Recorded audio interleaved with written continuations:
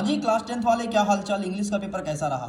जैसे मैंने ट्रिक बताया था वैसे अगर तुम्हें अप्लाई किया होगा तो लिटरली आज तुम एग्जाम को फोड़ दिए होगे।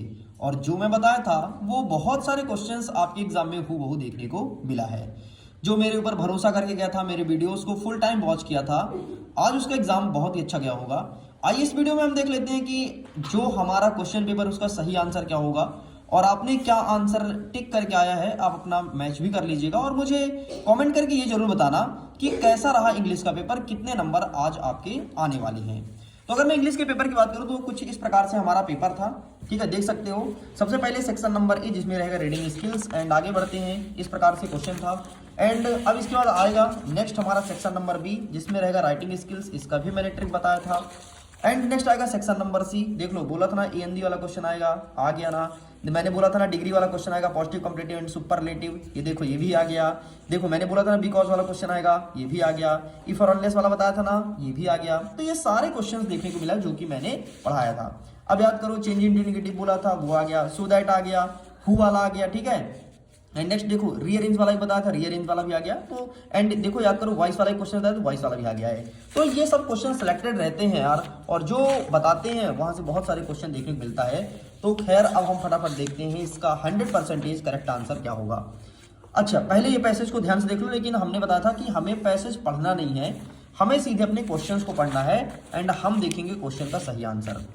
पहला वाला जो क्वेश्चन कहता है the purpose of education is to make the students, तो इसका सही आंसर हमें क्या लगाना था? सिंपल सा लगाना था ऑप्शन नंबर बी। जो दूसरा प्रश्न है तो इसका सही आंसर ऑप्शन नंबर ए। तीसरा प्रश्न का सही आंसर ऑप्शन नंबर डी। आगे बढ़ते हैं।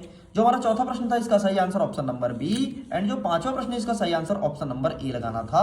ये हमने पैसेज को रीड करके फाइंड किया है। आगे बढ़ते हैं। जो सेकंड क्वेश्चन था, ये सेकंड जो पैसेज था सरदार पटेल से संबंधित था एंड ये प्रीवियस ईयर में भी आया था, वही रिपीट इन्होंने कर दिया है। ठीक है, जो पहला प्रश्न पूछा इसका सही आंसर ऑप्शन नंबर 2 हो जाएगा। जो दूसरा प्रश्न पूछा इसका सही आंसर ऑप्शन नंबर 1 हो जाएगा। जो तीसरा प्रश्न पूछा इसका सही आंसर ऑप्शन नंबर 3 हो जाएगा। जो चौथा प्रश्न पूछा इसका सही आंसर ऑप्शन नंबर 1 और जो पांचवा पूछा इसका सही आंसर ऑप्शन नंबर 2 हो जाएगा। जो हमारा पांचवा नंबर है इसका सही आंसर 1947 अर्थात ऑप्शन नंबर 2 हो जाएगा। एंड इसका टाइटल तुम क्या लिखे हो? गायरवैक्स ही होगा ना, यही तो सबसे ज्यादा बार रिपीट हुआ है। एंड बड़ी बात यह है कि जो मैं आपको नोट दिया था अपने पेपर में सेम टू सेम उसी को उठा करके इन्होंने पटक दिया है।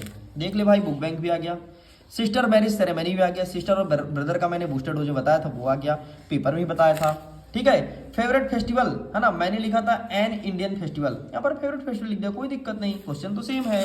And picture guided composition. अब हम देखते हैं अपने सेक्शन नंबर सी का सही आंसर क्या होगा।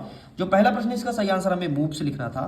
जो दूसरा प्रश्न इसका सही आंसर हमें एन लगाना था। जो तीसरा प्रश्न इसका सही आंसर इन लगाना था। चौथे प्रश्न का सही आंसर हमें मच लगाना था। पांचवें प्रश्न का सही आंसर बिकॉज, छठवें का इफ और सातवें का कुड का इस्तेमाल करना था। आगे बढ़ते हैं प्रश्न क्रमांक 8। आठवें नंबर में कहता है डू एज डायरेक्टेड एंड इसका आंसर मैंने तुम्हारे लिए बाकायदे लिख के लाया है। तो देख लो भाई साहब, ये रहा तुम्हारा आंसर। ठीक है, स्क्रीनशॉट, ठीक है, फोटो क्लिक कर लो, मिलाते रहना अपना आराम से। बाकी जो मैं क्वेश्चंस बताया था वही सब एग्जाम में देखने को मिला है। आगे बढ़ते हैं नेक्स्ट क्वेश्चन की तरफ।